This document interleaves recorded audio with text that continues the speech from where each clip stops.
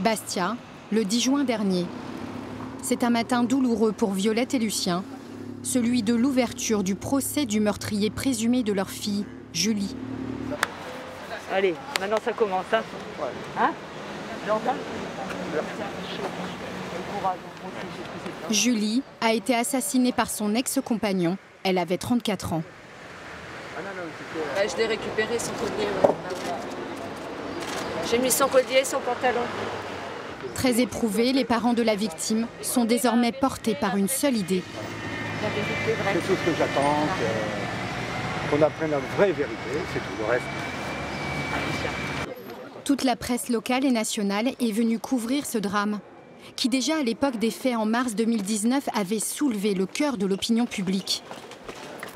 L'ambiance est électrique. L'avocat des parties civiles, maître de Casalta, sait qu'une rude épreuve attend les parents de Julie. C'est un procès hors norme. Nos clients sont tendus, vous l'imaginez bien. C'est un moment d'émotion, sans doute un moment qui va être douloureux pour eux. En face, l'avocat de la défense, maître Rado, est décidé coûte que coûte à empêcher que son client soit le bouc émissaire d'une cause qui le dépasserait. Il n'y a pas à faire payer à quelqu'un le prix de tous les féminicides, pour reprendre ce mot, qui sont commis en France. Oui, ces attentes, elles sont, encore une fois, d'être jugées normalement, simplement, et de ne pas payer pour tous ces crimes qui sont commis contre des femmes en France. S'il vous plaît, caméra photographe dehors. Maître Rado va plaider l'homicide involontaire, l'hypothèse d'une dispute qui aurait mal tourné. Mais si la préméditation est prouvée, Bruno Garcia Cruciani encourt la réclusion criminelle à perpétuité. Julie Douib, c'est l'histoire terrifiante d'une jeune maman qui subissait depuis de nombreuses années des violences physiques et psychologiques, qui s'était tournée vers la justice en déposant 6 plaintes et qui n'a jamais été entendue, malgré les menaces de mort répétées de son ex-conjoint. Le 3 mars 2019, Bruno Garcia Cruciani, 44 ans, met ses menaces à exécution et tire 3 balles à bout portant sur son ex-femme. Cette affaire révolte immédiatement la France entière. Quand on voit que Julie a porté 6 plaintes, qu'elle a dit à ses amis « de toute façon on m'entendra que quand je serai morte », c'est quand même une phrase forte et c'est ce qui est arrivé. Donc je pense que là c'est un bon exemple pour dire voilà maintenant stop, faut arrêter, c'est des féminicides, qu'elle est tuée parce qu'elle est femme, parce que son compagnon n'a pas accepté qu'il la quitte et qu'elle s'en aille. L'affaire Julie Douib devient un symbole, poussant le gouvernement à créer en 2019 le Grenelle des violences conjugales pour lutter contre les féminicides. Comment une telle tragédie a-t-elle pu se produire? Pendant 4 jours, nos caméras étaient au plus près des protagonistes de cette histoire et au cœur du procès.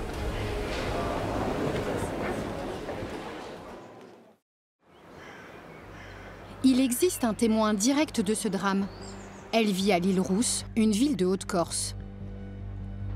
C'est dans cette résidence que Julie était venue s'installer après sa séparation d'avec Bruno, quelques mois avant sa mort. Maryse habite l'appartement juste en dessous du sien. Le martyr de Julie Douib devant la cour d'assises. Les 2 femmes étaient amies. La retraitée n'oubliera jamais cette journée, l'une des pires de sa vie, lorsque vers 11 h, elle regarde la messe à la télévision et qu'elle entend 3 détonations. Je ne comprends pas qu'est-ce qui se passe. Et là, je me suis levée, je vais avoir le cœur net, je vais voir ce qui se passe. Et voilà, et j'ai continué mon petit chemin. Dans l'escalier, Maryse fait une rencontre qui la tétanise. Juste là, il y avait monsieur Garcia qui descendait. J'ai eu un petit peu peur. C'est-à-dire, j'avais peur qu'il me pousse pour ne pas me laisser monter. Après avoir croisé le meurtrier présumé, Maryse pénètre dans l'appartement de Julie. Et là, la porte était grande ouverte. Et j'ai vu déjà, dans le hall, là, il y avait déjà du sang. Je me suis dit, mon Dieu, il a blessé. La trace de sang continuait. Elle suit les traces de sang qui l'amènent vers le balcon. Et Julie était là. Julie, elle était là, voilà, allongée là. Elle gémissait, bon, elle ne pouvait pas parler, elle a simplement dit il m'a tuée, c'est tout. Armé d'un pistolet et d'un silencieux, Bruno Garcia Cruciani a tiré 3 balles sur Julie. La mère de famille ne survivra pas à ses blessures. Si on avait pu la sauver, malheureusement, on n'a pas pu la sauver. Pourtant, rien, au début de la relation entre Bruno et Julie, ne laissait présager cette fin tragique. C'est dans cette maison à Vers-sur-Marne, en région parisienne, qu'a grandi la jeune femme aux côtés de ses parents, une famille d'artistes. Aujourd'hui, 2 ans après la mort de Julie, ces 2 garçons âgés de 10 et 12 ans y ont trouvé refuge auprès de leurs grands-parents. Depuis la mort de sa fille, Lucien a bien du mal à se remettre à la peinture. Avant l'assassinat de Julie, je lui avais fait un portrait, un vrai portrait, et j'ai essayé de le refaire et j'y arrive pas. Et là, je me suis dit, en le faisant un petit peu en cubisme, je vais peut-être y arriver, mais j'y arrive pas. Ouais, tu vois, je suis obligé je change tout le temps, les couleurs, voilà. J'arrive plus à peindre Julie. Bah, je crois que c'est la colère que j'ai, la haine que j'ai qui me fait un blocage. C'est d'autant plus dur qu'il voyait au départ en Bruno le gendre idéal. Ouais. Jamais on n'aurait pensé qu'il lui ferait autant de mal. On a partagé plein de choses avec Bruno. Au début. Au début, quand elle nous l'a présenté, il était agréable, charmant, tout. Ouais, et ensemble, on allait au resto, tout le temps. Tout le temps au resto, les balades. Il nous faisait visiter la Corse, les petits endroits, les rivières. Julie, elle était amoureuse, elle était sincère, elle était à fond.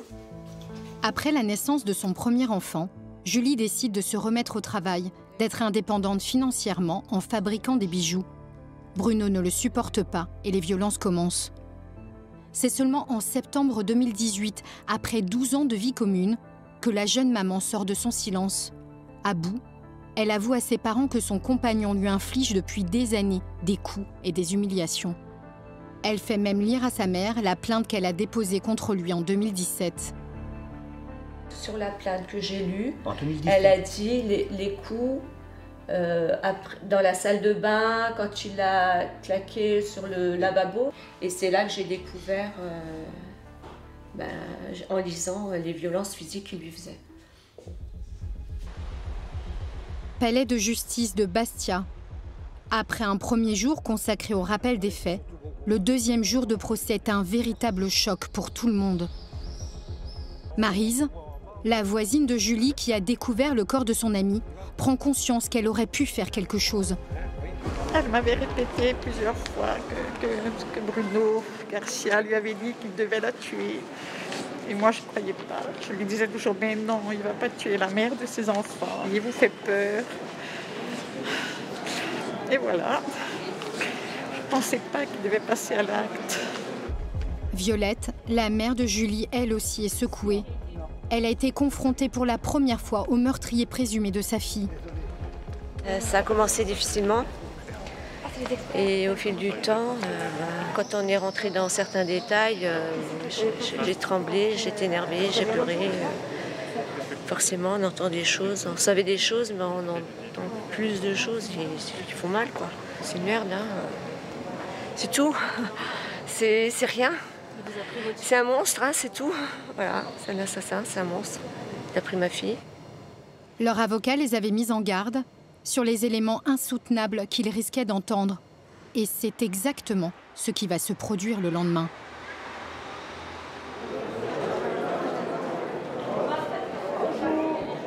On va demander aux jurés et aux personnes convoquées dont fait témoin de se présenter à la porte là, s'il vous plaît. On commence par les jurés. Jordan, le frère de Julie, vient soutenir ses parents. Pendant l'audience, une amie de la jeune femme va présenter une clé USB que Julie lui a confiée. Dessus, des enregistrements audio qui glacent toute l'audience. Une grande partie de la salle choquée sort. Céline, l'amie d'enfance de Julie, est restée pour nous raconter.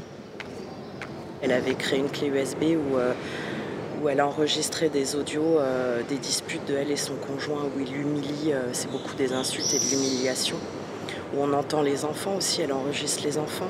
On entend son premier fils, Lucas, qui demande à sa mère, qui a peur pour elle, qui lui dit « Mais maman, tu vas partir ?»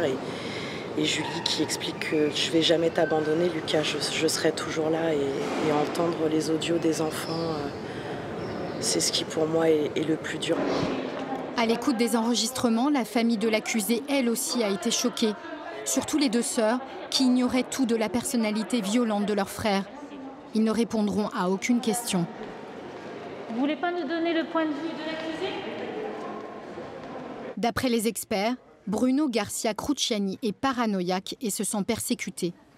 La cour et les jurés devront maintenant déterminer si, oui ou non, il a prémédité son geste. Il y a 4 jours, mercredi 16 juin, la cour d'assises de Bastia s'apprête enfin à rendre son verdict. Les parents de Julie vacillent. Comment vous vous sentez ce dernier jour de... Je me sens très mal. J'ai mal dormi, je suis pas bien, je suis stressée. Qu'est-ce que ça vous fait? Qu'est-ce que vous voulez que je vous dise? Qu'est-ce que vous voulez que je vous dise?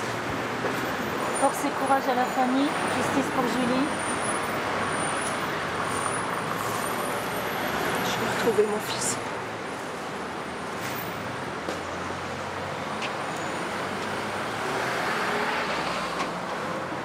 Ce qui est important, c'est qu'on nous a entendus. Voilà. On a entendu notre peine, on a entendu notre colère, on a entendu ce que pouvaient ressentir les enfants. L'avocate générale a requis contre l'ex-conjoint de Julie la réclusion criminelle à perpétuité et la déchéance de l'autorité parentale. La cour et les jurés vont délibérer pendant 3 heures, 3 heures interminables pour les proches de Julie. Vers 17 h, le verdict tombe.